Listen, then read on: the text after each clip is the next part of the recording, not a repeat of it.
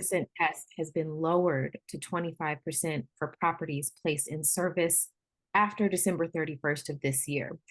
That shift has wide-ranging implications impacting everything from bond financing to tax credit allocation and accounting practices. So that's why sessions like today's are so important. At Housing And, we're committed to bringing our members and partners timely, practical insights on the policies and practices shaping the future of affordable housing. And we couldn't do that without strong partnerships. So I'd like to extend a very, very special thank you to Tiber Hudson, the sponsor of today's conversation. And today you'll hear from a terrific panel of experts from who will break down all of these changes and what they mean for the field.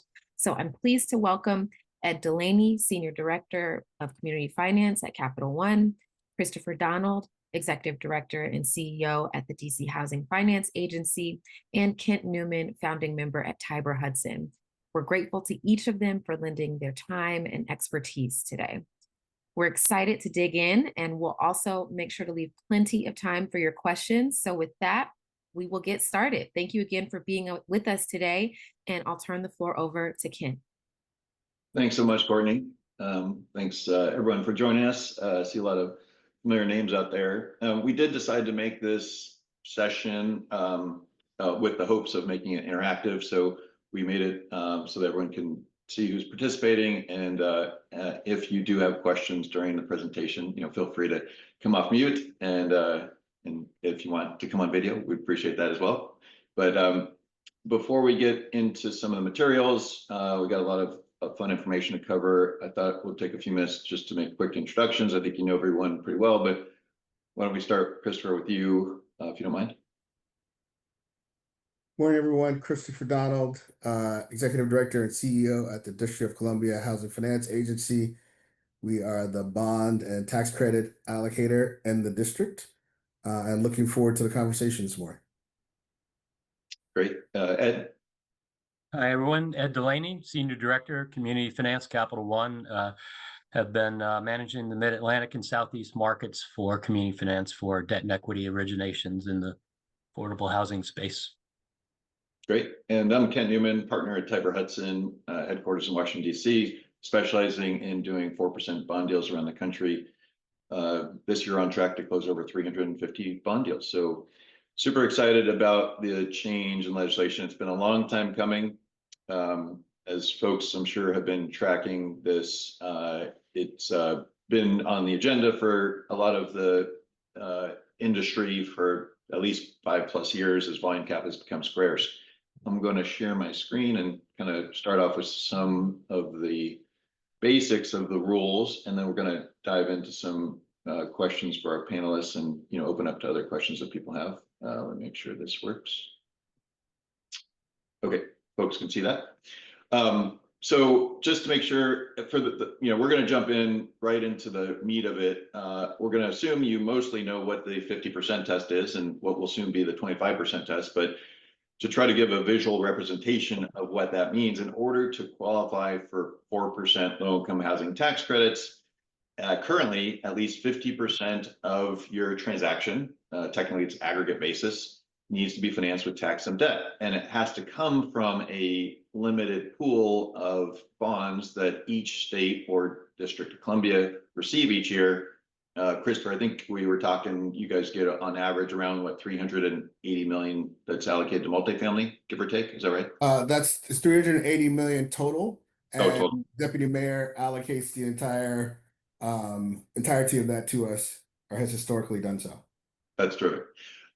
So that's the amount of the pool, and as of this year and in the past many years, at least 50% of each deal need to be financed with those bonds. So as you can imagine, at that level, when you take into account what eligible basis is plus land, eligible basis includes all the things on the left side, construction, of course, cost of issuance, various site works financing, those all will add up to an amount that needed to be exceeded by at least 50%. Obviously, we did not go to the minimum. Developers would try to build in some cushion there in case you had any delays or cost overruns. As we all know, that sometimes wasn't enough. We had to do supplemental issuances, but this is a really important test that everyone is required to meet to qualify for 4% credits. The exciting news is starting January 1 of 2026. We'll go through the language of the rules. This will be now cut in half so that going forward, transactions need to just exceed 25% of aggregate basis as opposed to 50%. So in theory, if all things being equal, which we know they're not, it could effectively double the amount of transactions getting done. Basically, if you think about it, the tax credits on these deals, the 4% credits, are unlimited, but you need to unlock those credits with the bonds. And so now that we need less bonds on each deal, you could, in theory, unlock far more transactions and credits. But we all know there's some other broader implications in the market that we're going to be chatting about around that. So there were several different variations of the rule. So we do want to make sure folks are looking at the final reduction language. We can obviously, we'll send these slides around, by the way. I know that's a common question after the panel, but again, the highlighted language here just basically modifies starting next, any issuance on or after December 31st, 2025 of at least 5% or more of aggregate basis will qualify for the 25% test. And when we worked with, make sure if you're on mute, if you don't mind, that would be great. No problem. Thanks all. So we'll talk through this, but we did build in, we were able to fortunately work with the folks, Tax Credit Coalition and others that put the language together for this change. We did intentionally build in basically some transition rules that do allow, as long as 5% or more of the volume cap is issued after this year, after December 31st, 2025, you could qualify for the 25% test. So we'll talk through kind of various implications of that. It's mostly going to, again, apply for deals A that have not been placed in service, and B, you're going to close starting January 1 of next year. But there will be some situations that may arise with transactions that have already closed, and there's actually some situations where you may back into the 25% test in certain situations.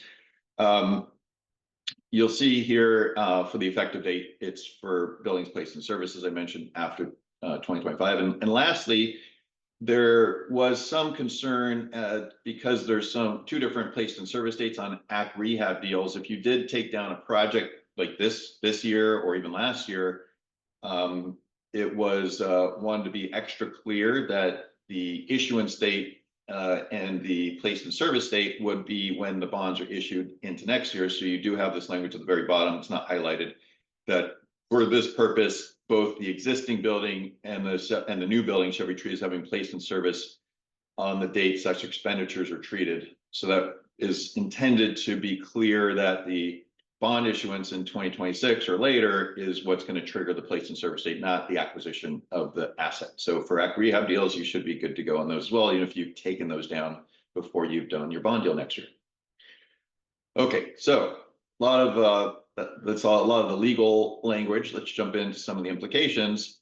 The first, again, some of the highlights I've already covered. It's going to be mostly applicable for transactions closing on or after January 1, 2026. So if you already closed your deal and you don't expect to have any additional bonds, even if you haven't placed in service, you are going to still meet the 50% test. So continue on, move forward, close your deal as quickly as possible if you haven't yet. We'll talk to Christopher about his pipeline coming up, but I think all those deals are remaining on schedule, hopefully, and on track to close in the 50% test. If the project has been placed in service, there's definitely no ability to back into the 25% test. So, and then as mentioned, just a few questions we've received on this is that if you had a drawdown bond deal, let's say you closed your bond deal this year or last year, and they're drawdown bonds, they aren't all funded day one. Just because you end up drawing bonds into 2026 does not mean you're going to qualify the 25% test. It has to be an issuance of bonds after December 31st, 2025. So a drawdown bond deal in and of itself does not qualify. However, and I don't know, Chris, if you guys are looking at and anticipating any carry forward allocation from previous years into next year, but carry forward allocation, so issuers are permitted to carry forward any volume cap they have not used for up to 3 years, that any volume cap that's carried forward in next year would be eligible as long as they're issued into next year later for the 25% test. Krista, you guys have any expectations of carry forward? We're definitely going to have some carry forward. I don't know where those numbers are. I haven't seen the most up-to-date charting of that, but I would guess we're probably going to carry forward somewhere in the order of magnitude of 100 million, just given the volume of projects that we've been moving and the pace at which we've been moving. At least $100 million of carry forward cap, not a little bit more. Yeah, and that's not uncommon. Obviously, not deals are lined up to close, various times throughout the calendar year. It's not unusual for some deals to slip into the following year. Good news is that it doesn't mean you lose the volume cap. You do work with the issuer, of course, and if they have the ability to do so, they can carry forward that under the rules and then you would be, good news is it would trigger the 25% test. So that happens in Virginia, since we're going to be kind of covering the DMV. If it's a local issuance, I'm still believe the kind of deadline to close is December 15th. So if it ends up a deal closing after that, that local volume, I think, has to go back to the state, can be redeployed potentially into next year. And then I haven't talked to Maryland recently, but I do think they sometimes do have carry forward that they end up carrying forward themselves at CDA. I want to, though, talk about real quick the transition rules, making sure folks understand it may, we're already in September. It's not going to be likely that many transactions are trying to back into the 50% this year. We have talked to a lot of agencies, issuers around the country. There are a few that are looking to do what we call a bifurcated structure to try to take advantage of the rules immediately. Again, it's not, we'd say if you can close your deal and stay with 50% test, you should most likely do that. There's a lot of uncertainties, as folks know, in this market and in our industry. So getting a deal that works and timely is going to be likely better than pushing it or delaying it. There are some opportunities, again, though, to consider a bifurcated issuance in limited situations. I think, Ed, you and I were looking at one in Virginia. Well, actually, we might have even closed a few, where they got part of the volume cap and then are expected to get additional volume cap next year. We've done some deals in New York and New Jersey and elsewhere that has the same feature. Under this rule, though, we wanted to really highlight that it's crucial. In example one, you'll see here of a $50 million deal basis, they need at least 12.5 million in bonds to meet and that's the minimum bond amount for 25% test. Again, we would advocate for quite a bit of cushion. We're actually suggesting 5% cushion or more. But in this example, what does qualify if they got 20% of aggregate basis in 2025. Again, they do not meet any test at that point. So you want to make sure you're working with your equity investor and other stakeholders that this even is, they're comfortable with this. And then as long as they received 5% or more, we would recommend more. Again, the cushion should be on this 2026 issuance. It does reach both the 25% and the 5% was issued in 2026. So it passes. Two examples that don't pass is the exact same volume cap issued, but 24% is issued in 2025 and only a sliver of 1% in this case is 2026. Does not work. You failed to meet the 5% threshold. So that would not meet the 25% test. You then are subject to the 50% test, and you need to go get a lot more volume cap, unfortunately. And then lastly, in example 3, and this is, again, I mentioned it before, is just if you fully funded your bonds previous to 26 and just did a drawdown of at least 22.5 million. Again, drawdown bonds do not count. They're not a separate issuance for this purpose. So you would need to get more bonds to back into that test. One thing, and I know, Christopher, you unfortunately have seen deals with delays over the last several years in the district, cost overruns and other things. Ed, I know you guys also, as on the both construction, perm side, have seen delays. We have, in the last couple of years, have seen more supplemental bond issuances than we have, for quite a while. Obviously, during COVID and thereafter has been a challenging time to get deals done on time. So because of that, we've seen deals that were not eligible. Well, they didn't meet their 50% test and have to come back and ask for more volume cap. I think, Chris, where you have a process for developers to do that? We do. When folks realize that they're going to need additional bond cap, they usually come back to the underwriting staff. We work with them to scrub the deal, figure out what more they're going to need, and then do a supplemental inducement and take them through the process to get them the bond cap they need to be sure they're going to be able to pass the test. Right. Christopher, do you Common usually process. target like 54, 55% under the 50% test for a cushion? We've come in a little from that, I believe. I think we're probably closer to 51, 52, and generally we're in pretty good shape there. Given the delays due to delinquency and some of the other issues we're facing right now, it hasn't been enough. But if we're in, I'd say, traditional, conventional times, that 52% probably got us there in the vast majority of deals. We've seen, unfortunately, deals pushing close to that 5% cushion. Yeah. I know that some areas where they might routinely do, say 54%, thinking, oh, well, we'll just do half that, so 27. Well, the thing is, the 5% is on the full amount. It's on your cost. It has nothing to do with the bonds. So if you needed 5% when you were at a 50% test, then you need 5% at a 25% test. Otherwise, they are going to be knocking on your door and asking for more money. Absolutely right, Ed. Yeah, we've been trying to advocate for the same thing. It's that unfortunately it doesn't change the number you're working off of. So it's still 5%. We also agree 5% if you can work with the issuers on that. There are structures that we'll talk about. Folks probably worked on a bunch of them now in the district and elsewhere.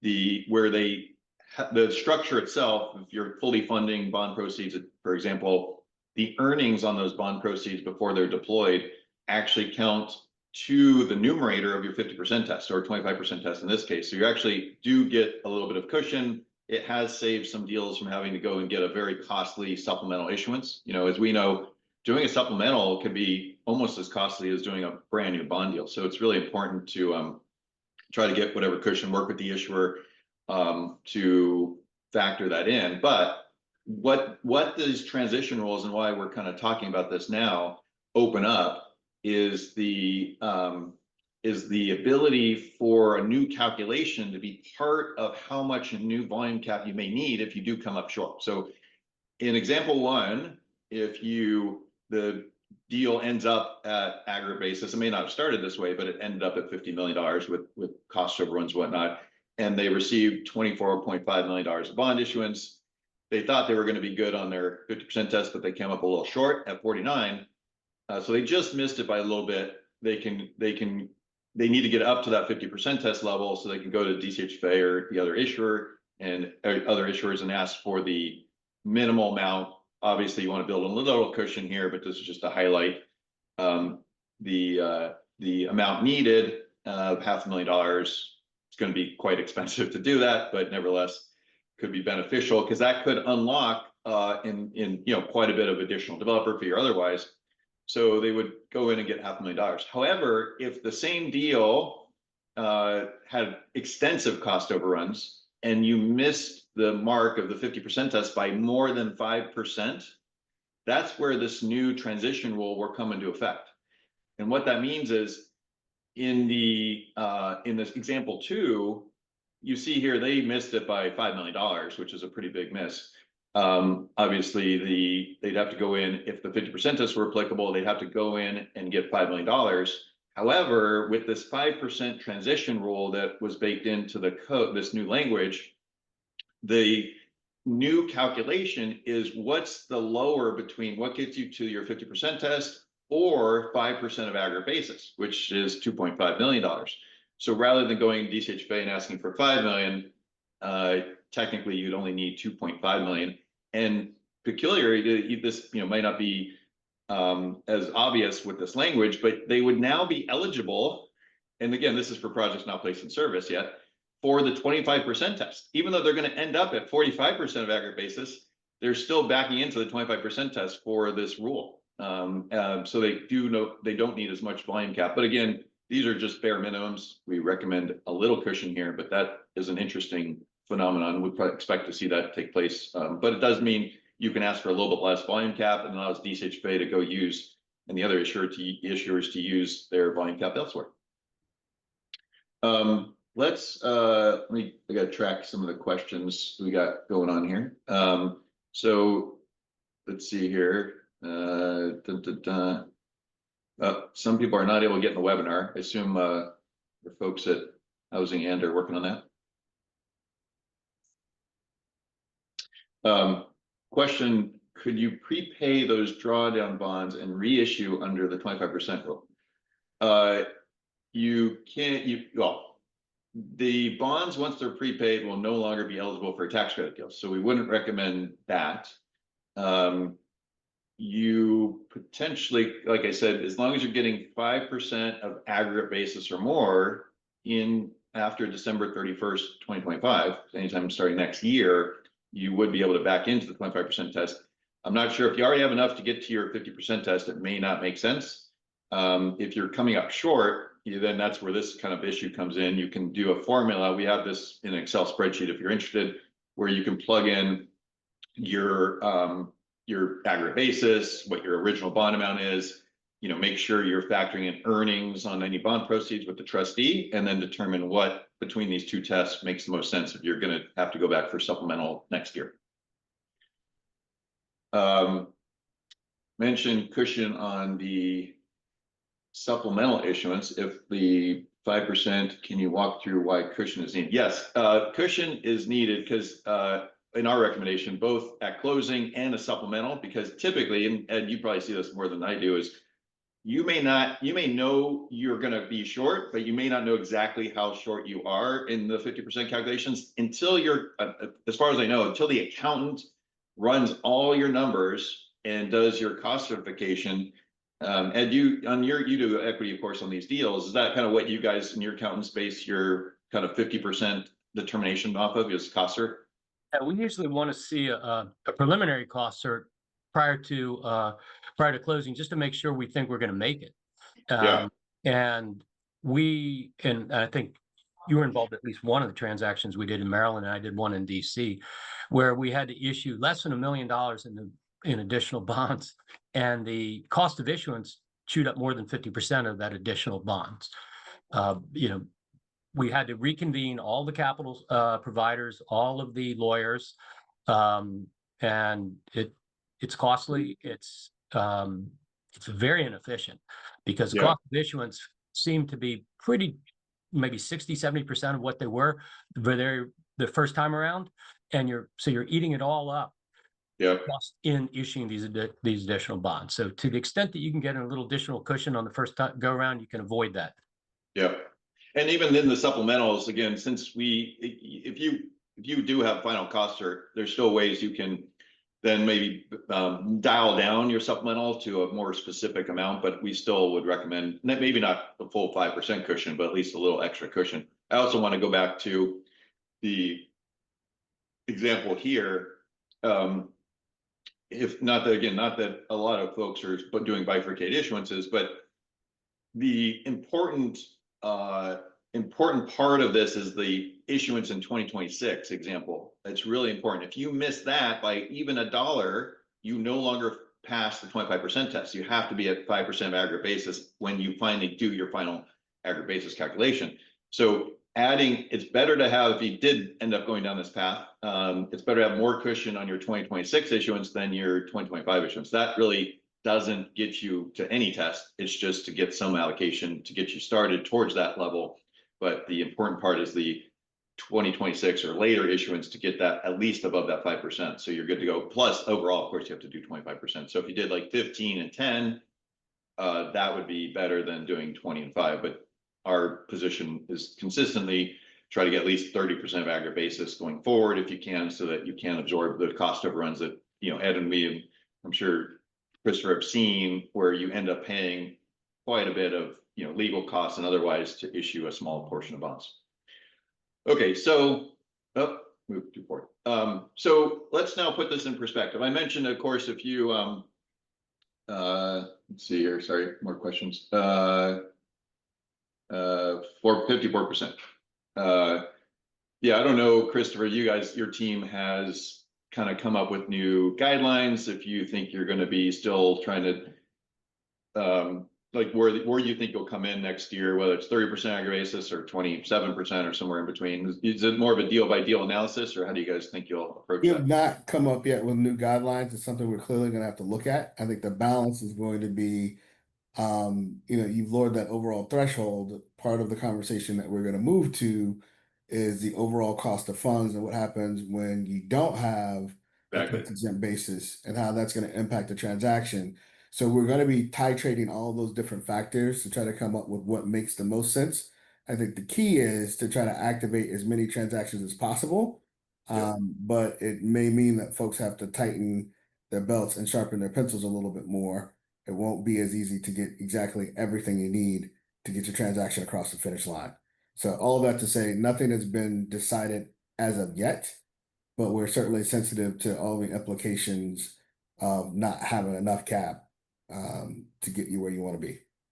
Yeah, that raises really this a great kind of transition into the implications of the 25% versus 50%. So we did a pretty extensive analysis over the whole country in terms of annual multifamily volume cap, roughly around, again, this is all rounded, but around $21 billion of cap is issued multifamily annually, and roughly a third of that, over $7 billion, were issued, bonds were issued just to meet the 50% test. So what that means is those bonds, a third, were not supportable on those deals around the country, and were short-term bonds or otherwise to get that 50% test, and then they all go away. So, however, now that we're at this much significantly lower 25% test, most transactions on average can support in excess of 25% of aggregate basis. So to, I think, Christopher's point right there and other questions, if you're doing a long-term tax exempt execution and you can support, 30, 35, or even 40% of aggregate basis, in some cases we've seen a few deals that can support 45 or even 50%, you need to navigate a whole new environment for how to structure a deal. Because if you're unable to get tax exempt financing, either in the form of private activity bonds, or we're going to talk about recycled bonds, you will then have to layer on taxable debt that we all know is quite a bit more expensive and could impact your overall loan sizing because of that higher interest rate. We're seeing taxable rates, anywhere from 50 to 100 basis points higher in the current market. I think the Fed's lined up to hopefully do a short-term rate cut today. We'll see how that impacts the rates across the board. But we still think the value of tax exemption is pretty powerful and will be for the foreseeable future. So working with your issuers and allocating authorities, Maryland, DC, Virginia, elsewhere, it's going to be a conversation to try to maximize the efficiency of the tax exemption if you can. And there's really, like I said, two ways to do it. You want to make sure you have enough new money volume cap to get to that threshold for the credits, which again, we're advocating at the bottom here. You can see 30% of aggregate basis. We're also suggesting that issuers consider giving tax exempt debt to a higher supportable amount if it's more than 30% of aggregate basis. That could be either with, again, additional new money bonds, which may not be needed for the credits. They're in excess of what's needed, but they can still provide the lower tax up rate. Or if the issuer is kind of figuring out how to use all the tools in the toolbox, they will be eligible to use recycled bonds. Recycled bonds are what we think are going to be the next very active area in affordable housing, and I will talk about what they are right now. So about 10 years ago now, the legislation was enacted in the tax code that allows multifamily bond deals that were issued for a transaction to be redeployed one time into another transaction. Could be a different developer, same developer. It has to stay within the state though. You can't cross state lines. But as long as the original bonds are redeemed or scheduled to be redeemed within 4 years of the original issuance, they can be redeployed to another multifamily deal. However, important, very bottom note here, they do not apply to the 25% or 50% test now. and they will not apply in the future for the 25% test. So you cannot use these in any way to build in cushion to your applicable test for the credits. But what they do come with is tax exemption, which is really important, as we talked about. So when you start working with your issuers, you're going to have to be a little more deliberate and figure out how much money do you need of new money volume cap to get to your threshold, whether that's 27, 28, even 30% of aggregate basis. And if you support more than that in your projections, can you work with the issuer to figure out how to implement either new additional private activity bonds or recycle bonds to get to that capital stack? So let me ask this question in a way that may help others to really understand this. You mentioned earlier that 21 billion in private activity bonds, of which roughly a third were issued to meet the 50% test and then were redeemed. Yep. We're talking about that $7 billion Yep. bonds that can then be reissued. And what's critical to your earlier point about cost and long-term cost is that they don't have to be reissued just for a short term. They can be part of the long-term tax exempt. Right.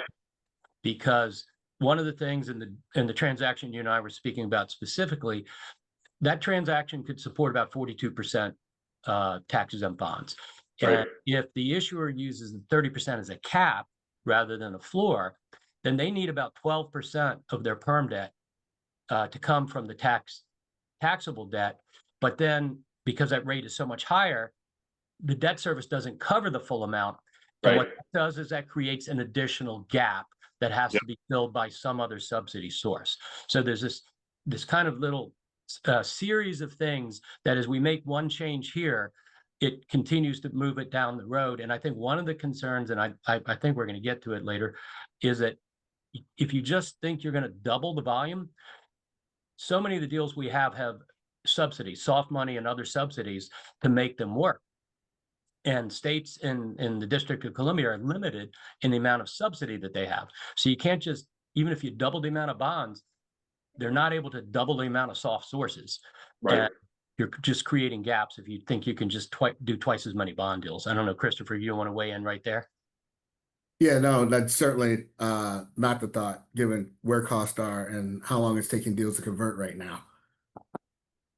Yeah, and Ed, you're spot on, and this is kind of ties in nicely to kind of what we did this comparison of. You see here on the screen, there's if you had to do taxable debt on the left side, interest rates, like I said, are anywhere from 50 to 100 basis points. I think we use 75 basis point differential here between taxable tax exempt in the current market. So the same capital stack with the same NOI. You can see here, if a developer was able to get recycled bonds versus having to do taxable debt or additional private activity bonds, again, some issuers have been willing to provide deals with private activity bonds equal to the higher of 30% of aggregate basis for supportable debt. Other issuers are starting to layer in the recycle bonds. So either way, it gets you to that tax exempt level. To your point, Ed, it generates an additional over 2.5% proceeds, or another way to put that is reverse, is that it does not create a hole for over $500,000 in your deal that you now have to plug with another source or somehow, significantly cut your developer's fee even further. So this is going to be, I think, the next big focal point in our assessment on how not only did you already have to figure out all the soft funding available to do these transactions, but how do you try to maximize the efficiency of tax exemption on your deal in this new environment we're going to see ourselves in about 3 months? We'll talk about the logistics. I did have my team, so we are fortunate to close significant amount of transactions around the country, but we're only kind of still, doing around 50% of the deals, give or take, in each jurisdiction, maybe a little more, a little less, depending on the situation. But just to give you kind of a sense of what we're just tracking at Tiber, for 2026, we're seeing around $120 million of bonds being scheduled for redemption in Maryland that could be eligible for recycling. We're seeing Virginia around $150 million that could be eligible. And then DC, between now and the end of next year, almost $250 million. So That's all tax exempt bonds that are coming due from old deals, Ed, that you said that were issued, over the 50%, over to get the 50% test over supportable debt. They're going to eventually be due at some point. They do have to be redeemed in 4 years. So that's important to be eligible. And then how do you then use them? It gets really complicated. We don't have time on this call, on this session, to cover it in detail, but I will say there are several mechanisms where you can, we call harvest, you can harvest these redeemed bonds for your transaction if you are proactive and work with your issuers and other providers. We can set up a mechanism so they can be preserved for your deal. You may have some costs to preserve those, but as you can see in the current interest rate environment, which we expect to stay relatively the same, the value can be there quite a bit. Yeah, there's a question about using 501c3 as an additional layering tool. Yeah. So we get that question quite a bit. Unfortunately, C3 bonds cannot be mixed with private activity bonds because the ownership structure is exactly opposite. You have to, for C3 bonds, you need to have a nonprofit, 100% owned nonprofit. You cannot have even a 0.011%, 0.001% ownership outside a nonprofit. And then the reverse is true for 4% deals. You need to have a for-profit ownership structure. So you'd have to bifurcate those into 2 separate deals effectively. You can't combine C3 bonds with private activity bonds in the same project. Yeah, a couple of questions here. Sorry, getting behind. Would there be an issuance of taxable bonds? So good question. There will be some needs to, as you guys have all worked through, there's going to be need, and Ed, you can talk about this. A lot of deals are still using equity bridge loans to bridge equity. There may be need to bridge soft monies or bridge permanent financing coming in. And usually that can be done on a taxable basis. It doesn't necessarily mean taxable bonds through DCHFA or your issuer. It usually means a construction lender who's providing a kind of supersized loan above your supportable debt to help bridge some of those funds. But Ed, you want to chat about that? Well, I mean, sure. So for the 50% test, we've traditionally, if we use, say a Freddie Mac TEL or a Fannie MTEB, we can size that construction loan to be equal to the 50% test, or even a little more if we need the money to bridge funds that are coming in at completion, or in some cases, there's some soft monies that don't even come in until conversion. So we have sized those up, and we can do them in a TEL. The whole loan can be a tax exempt. So that's beneficial, and we could certainly do that. We've also had to do equity bridge loans for FHA transactions where your perm loan is sized, your construction loan is sized at your perm loan. So an equity bridge loan comes in, provides the additional collateral for the bonds during construction. And we think we're going to see just as much, if not more of that in this case, because the other alternative is just to put the equity in, even when you're reducing the bonds from 50 to 25%. But as most of you know, the sooner you put the equity in, the lower the yield. So in order to preserve the yield, the investor has to lower the price, and once again, creates another gap. So unintended consequences with this that we're just going to have to navigate around. Yeah, no, that's good feedback, Ed. And it actually ties in nicely. So someone asked, can you use recycled bonds? Maybe, I believe the question is just for kind of the higher construction debt and then get the lower rates than a taxable loan. You absolutely can. The only question becomes whether the issuer, if they are starting to implement recycle bonds, which we're helping issuers around the country do, and we do have a lot of cool, I'll say, technology that's being used to address it. I'll have a little thing at the end of this slideshow if we have time to cover it. But if issuers have a plethora, excess of recycled bonds that otherwise cannot be deployed in time, and I'll talk about the question about that deployment that's raised, they may be inclined to use it in a short term. In California, for example, we see a lot of deals that use recycle bonds only for the construction period, and then it's also paid off. It's not used for long-term debt. It's not, as you can imagine, it's not the most effective way, because obviously if you can have tax-exempt debt for 18 years or longer, then you're going to have the benefits over that full time. And if issuers can deploy it in that way, that might be a more effective use of it. But if they do have and are willing to lend recycle bonds to deals, you can get your construction rates down as well. Now, I want to mention recycled bonds for all intents and purposes are exactly the same as private activity bonds, except they don't come with credits. So all the rules are the same, meaning you have a 95.5 test, you have cost of issuance limitations, you have expenditures. So you can use recycled bonds as an alternative to doing a tax credit deal at all. You can use recycled bonds just to do your deal tax exempt and have the same rules, 20 at 50, so 20% of the units at 50% AMI or 40 at 60. It's actually more effective than a C3 execution if it's just based on the structures, but you have to work with the issuer to get those recycled bonds into your deal, and you have for-profit ownership. Yes, we do have a lot of best practices for recycling bonds. There's a lot of complexities there, and one of them is mentioned in the question. You have to track the redemptions of those old bonds. So we're working with DCHV, for example, and other issuers on a database that will track redemptions, and they're going to move. Unfortunately, not all deals are going to redeem at the same time or even on schedule. There might be extensions or amounts that are in flux. So it's important to keep that tracking.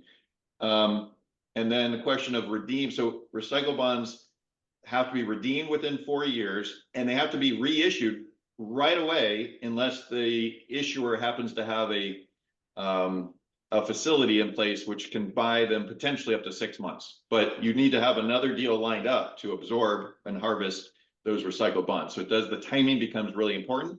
It makes it a little tricky. We have ways we've been able to try to help mitigate the complexity there. Okay, so real quick, a few other topics we thought we'd cover is there may be some deals out there. I don't know, Christopher, you see many rehab deals where, especially in FHA land, we work with Ed as an FHA team, and we were able to close some deals like 4 or 5 years ago when rates were very low during COVID, and to taxable FHA loans that have very attractive rates. They didn't do LIHTC at the time, they just did a refinancing. And now they find themselves, needing some repairs, maybe trying to access the tax credit market, but they would potentially have to pay off their very low cost debt, in some cases below 3%, and refinance into a much higher interest rate environment, which might be around 6% today. So what we've been able to do in limited situations, but you might have these deals in your portfolio, is actually, again, it works really well with FHA because the FHA debt was long-term, 35-year term and amortization. It doesn't work too well if you only had a 10-year deal because your term will be too short to do a new LIHTC deal. But if you do have a long-term loan in place that you can, most of the time you can assume that loan, meaning you can transfer the project with the loan in place and keep that rate intact. And you can see here, it started off at 35 years and now it's 30 years left in this example. And then there's programs available in most of the agencies, including FHA, that allow you to do a supplemental loan based on NOI. So in this example at the top, if the developer had a $10 million existing loan at 3%, 30 years left, they could apply based on NOI rehab for an additional $7.2 million with the same NOI at 6% and get that blended interest rate. It generates net proceeds of $17.2 million. If alternatively they had to repay the whole thing and refinance it, and this would be with a 25% test, by the way, they can easily meet the 25% test by integrating the, in this case, either short-term bonds or long-term tax, at least equal to 25% test. As an alternative, if they were to pay off the whole thing and have to not only cover prepayment fees, but refinance it at a higher 6% interest rate, you can see here, they would get longer amortization, but the proceeds would be significantly lower. So that's, they lose out on over $2.7 million. So again, something that is probably only applicable for those folks that have low interest rate HUD loans that were closed, 4 or 5 years ago and are eligible for new tax credits going forward. Okay, Ed, I'm going to put you on the spot a little bit. We obviously have talked through how, although it sounds great if we could double the number of deals, we know that that's probably not likely, and we still could get a 20-30% increase in transactions, which would be terrific. The big question at the end of the day is, how does that impact the credit pricing? If there's the same number of investors out there, I assume, and they might be growing, we're going to talk about that, but how do you how do you think this increase in supply is going to impact the credit?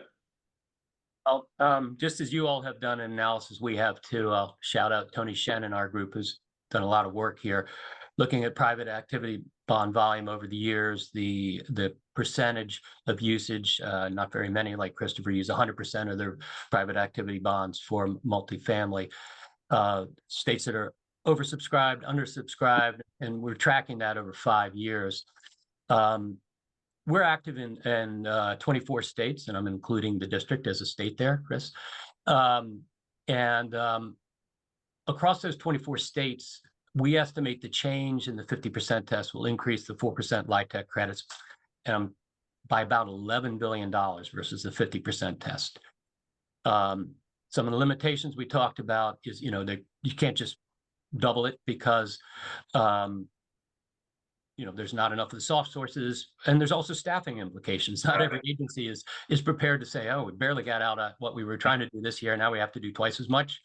But so we're looking at in 2030 maybe 24.7 billion under the states we're in versus 35.7 billion under the 25% test. But at that lower, the lower tier equity, this translates just for where we invest a little under $5 billion increase in investment dollars. But that's partially offset by what we perceive will be lower LIHTC pricing. Certainly in the high price CRA markets, when you have a limited amount of opportunities, you've got a lot of people bidding on them. If you're going to increase that by even 30%, 40%, much, not doubling it, there's more opportunity, there's less demand. Prices are going to fall. We don't know how far they're going to fall, but we do really anticipate a lower price in some of those areas where the CRA prices bid up the LIHTC prices above the rest of those same states. Got it. Yeah, and then we've heard similar things. Now, as we've been probably tracking, if you're listening to some of the news or emails in the industry, we have seen both Fannie and Freddie indicate they're going to increase their investments, right, through syndicators or otherwise. On the tax credit slide, I don't know that means they're going to pay anything above the rates are, but there might be some additional buying of the credits, which is good.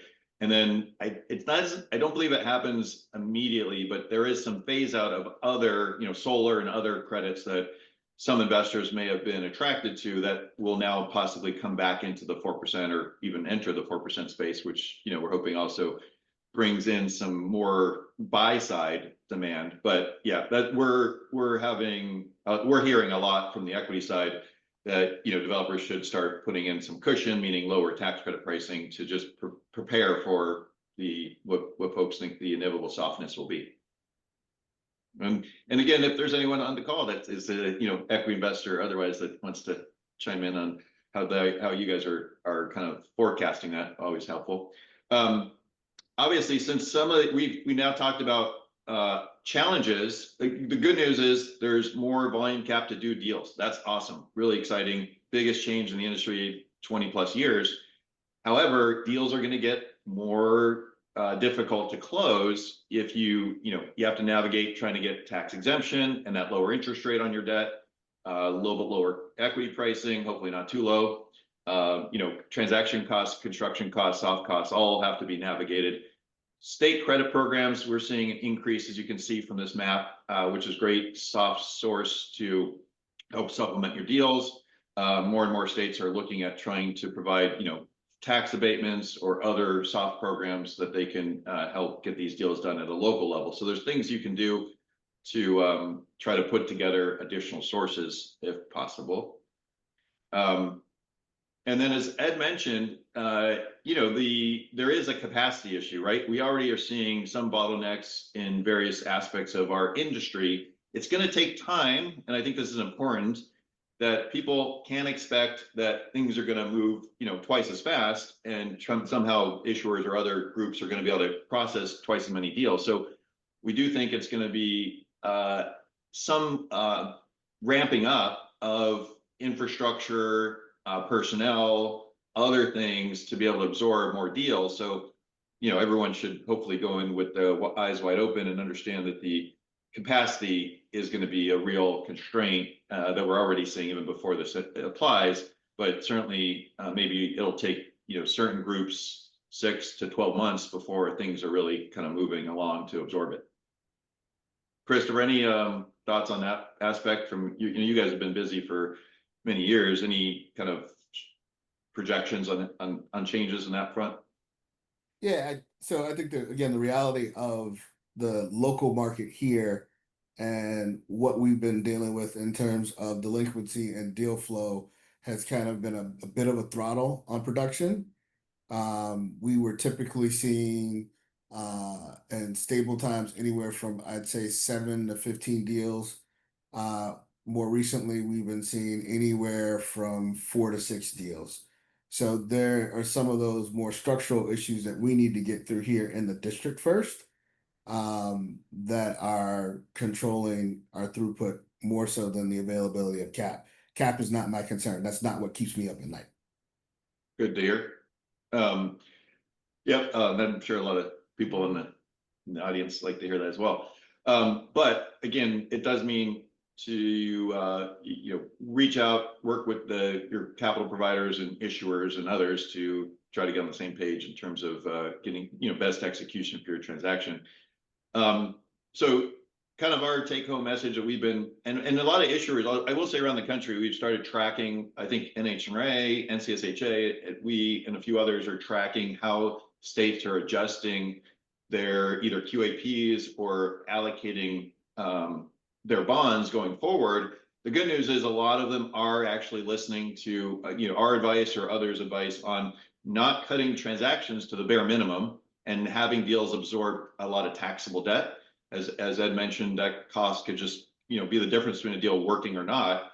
So we've been advocating for issuers to, in most cases, to try to allocate the greater of 30% of aggregate basis or permanent supportable debt. Thank you for putting the link in there. They have, I think, a list of issuers. Yep, for NCSHA guidance. I'll be at their on a panel with them in a couple weeks in New Orleans. And the important thing I want to mention, just to kind of tie in the numbers we mentioned earlier, I know there's a lot of numbers here, it gets confusing, but Ed really hit it on the head here, is that if $7 billion, roughly, let's say a third of volume cap, again, nationally, was allocated to bond deals that couldn't support it, those B pieces or those short-term bonds, in theory, for the vast majority of deals, will no longer be needed and can go back into the system for new transactions. So that's a third of volume cap. And then if issuers become, I'll say, work their recycled bond eligibility, that is $7 billion on average from each of the last 4 years when the bonds would be eligible for recycling. So if you take the third of the volume cap that is no longer needed to get the 50% test and another third from recycled bonds, those two combined are now adding 66 roughly % of additional tax exempt debt that can be redeployed. What we would like to avoid happening is issuers, especially in the first year, is cutting deals too tight and either creating situations where they need supplemental issuances later, which is costly, and or absorb taxable debt. And what that results in at the end of the year is an excess of private activity bonds or recycle bonds that could have otherwise been used to help alleviate those concerns. That's what we're trying to avoid. So we think, at least for the first year or so, is possibly take this more kind of deliberate, temperate approach and allow transactions to at least have the best opportunity to move forward, given the other headwinds that we would, we know we have to tackle with the equity pricing otherwise. So we do think there's a fair number of opportunities here for issuers to take advantage of and keep deals at least at the tax exempt levels on various executions. And in this, again, this can apply to any type of deal, whether you're doing private placement, a risk share transaction, Fannie, Freddie, whatever it is. These all would still be applicable if you can get enough tax exempt debt. You're going to see in most cases, a significantly lower interest rate on the capital stack. Another reason for caution, I think we all saw there were times when states, whether it was the bond side or even the 9% side, there was an effort to try to, just really increase the number of deals. And so rather than funding 12 deals fully, they funded 18 deals thinly, and then we saw cost increases. And everybody's still very concerned. What's the implication of tariffs and other construction cost increases going to be? And while we anticipate some reduction in interest rates, we're seeing larger transactions and they're taking longer. And we're also seeing slower absorptions. So all of these things add to the cost of your transaction, and they may actually impact, I was thinking about this a minute ago, Kent, the 4-year rule too, because these bigger deals are taking 36, 42, 48 months to convert. So maybe that may take a little slice off of those bonds available for recycling. But the key thing is costs are going up, the deals are taking longer, and if we try to cut it too close to the bone today, we're just really counting on these things needing a supplemental issuance or stalling for that matter. They may just not get to the table because by the time they're ready to pull the trigger to close on the bonds, another gap has come up and they have to find more time to fill that gap. Yeah, absolutely right. And you raise a point I was going to mention, by the way. So, and Chris and I were just actually talking about this before we started the session, is that either depending on the structure that was used for the bonds, there's a lot of deals are using these cash collar structures, we're providing a lot of benefits still in the current marketplace. In that context, Ed, the bonds are actually, as long as the project has been placed in service and the bonds have been spent as they would expect, and they just need time to convert, that's where the bonds are actually eligible to be redeployed still, even if you haven't converted, there's delays. What doesn't get paid down is the construction loan. Like if you were doing the construction loan, Capital One would have to be on the deal. So there's obviously some extra interest cost to extend, but the bonds themselves might still be eligible to be redeployed. So, and that, feel free to, we got a few more minutes to ask any questions, but that does lead us. So we at Tiber, it's probably been now 2 years ago, realized that we were trying to advocate for recycle bonds. And, at the time when the 50% test and still is in place, wasn't as meaningful. There was very few deals. I mean, Ed, you had a deal you said like can support 45%.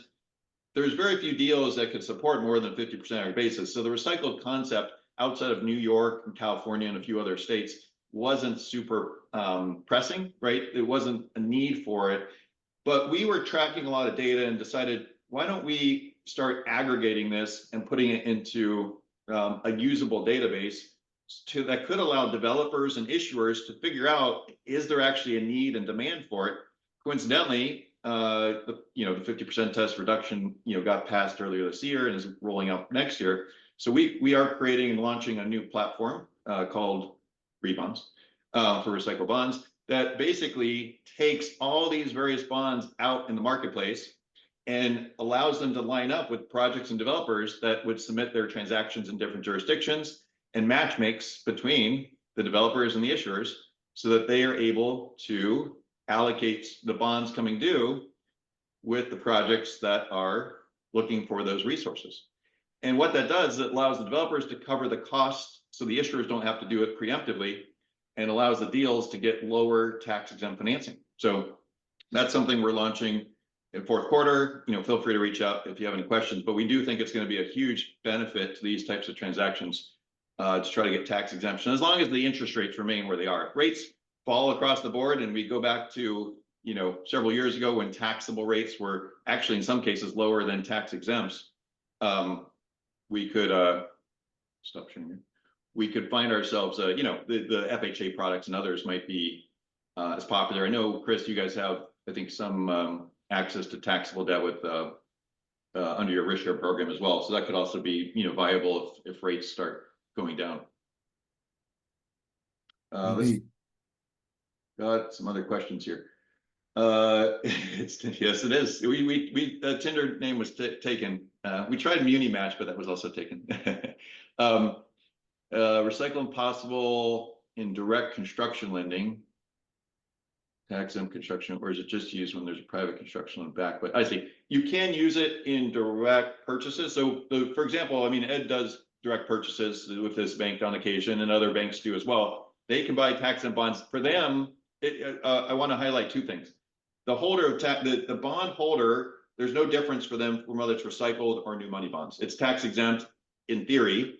However, it does not eliminate what's called the program investment or related party issues. So if you have an entity like Capital One that likes to do both equity and debt, they cannot benefit from the tax exemption directly. They're going to still have to pay taxes on the interest. So Ed, tell me if I'm wrong, but I think you guys are somewhat agnostic of whether in those deals, whether you're providing a direct taxable loan or holding the tax and bonds, if you're able to navigate the rules and the issuer fees, you guys are kind of pretty much in the same place, I imagine.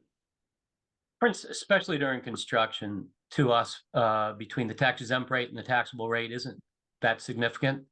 As you pointed out earlier in the other example, it makes a lot more sense over the 18 years of your compliance period plus.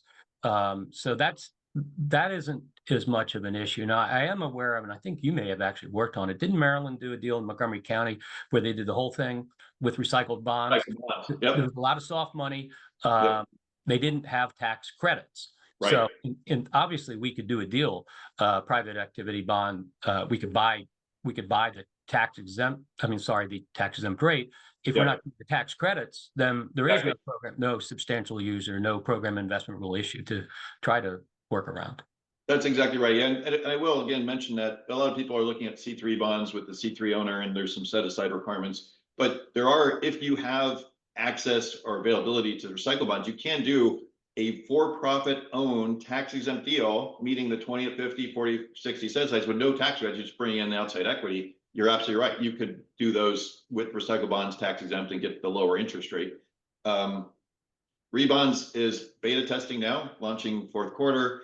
Does $1 in recycle bonds ultimately cover two? I think honestly, the benefit of recycle bonds is actually a little easier. It's purely getting bonds at a tax exempt rate versus taxable. It's so whatever that dynamic is, which changes. So people say, oh, what's the rate differential tax benefit? You probably ask Ed any given day, he'll have to give you a different answer because their internal cost of funds changes. So it's really, what is the value between taxable and tax exempt?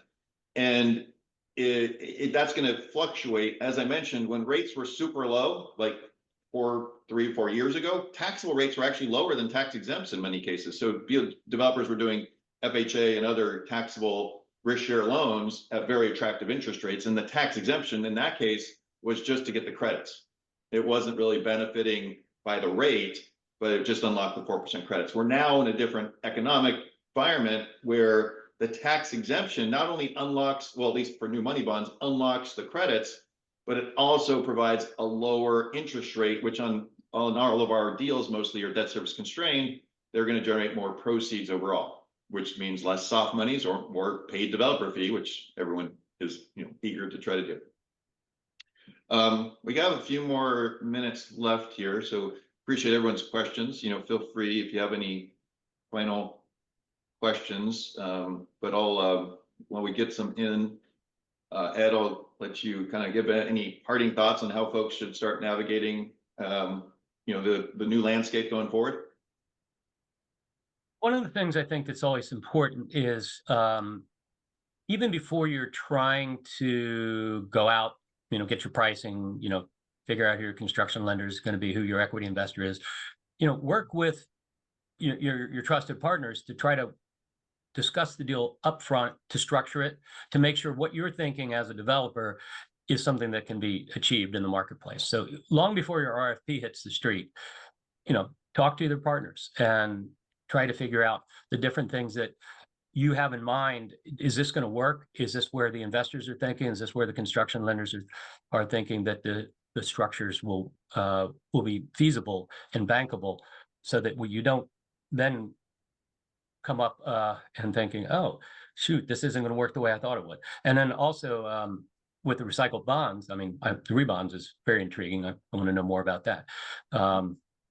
So I'll turn that back to you or to Christopher, but love to hear in particular, Christopher, as DC navigates its kind of systemic issues, and you start to, and we're all hoping to see improvement. What are your thoughts for next steps, short term and longer term?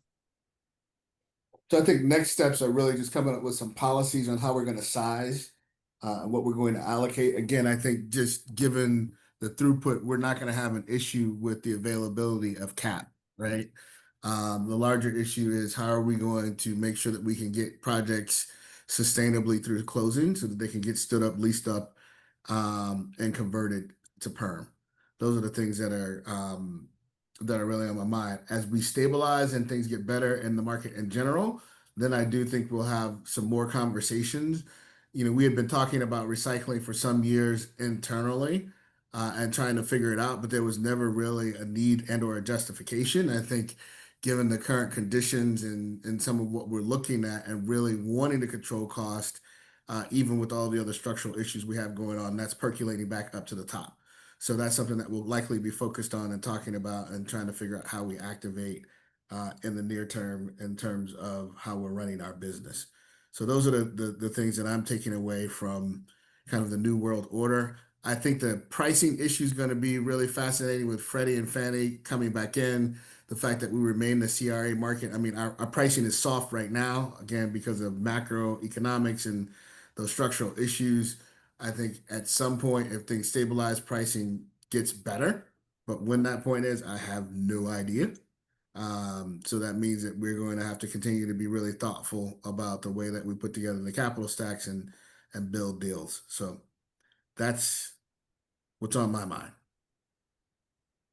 That's great. Yeah, totally agree with everything both said. And one of the comments in the Q&A agree that the tracking of existing deals is challenging. As I mentioned, some issuers and third parties like us are working on ways to help absorb bond deals as they come due, even some ability, as I mentioned, to preserve those for redeployment later. So it is going to be an interesting landscape, I'll say. I'll say the 25% test is great. Again, I want to highlight that there's a lot of work that was put into getting that passed. I think it's going to open up a ton of opportunities, but as you can tell, it opens up other implications that we're all monitoring and trying to factor in, and I think the industry as a whole, it's really important to try to figure out what tools everyone has access to and try to use those in the best way possible to get more and more deals done, as we all want to try to see more affordable housing deals across the country. With that, appreciate everyone's time. I'll hand it back over to our housing and folks if they're there for any closing remarks and I assume the slides will be circulated or available on the website. Yep. Thank you, Kent. I'll close out this session.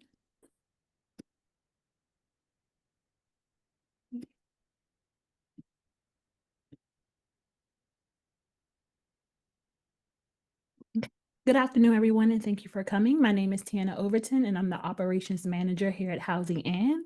I would first like to thank our program sponsor, Tyba Hudson, for sponsoring today's program, as well as our speakers again, Kent Newman, Christopher Donald, and Ed Delaney for sharing your expertise today. And thank you all for attending the program. As you can see on your screen, there's a QR code. If you take out your phone and scan the QR code, you'll be able to complete the survey. And at the end of the survey, you'll get access to today's recording as well as the slides. I'll also drop the link to the survey in the chat as well. So again, thank you everyone and have a good rest of your day. Thanks all.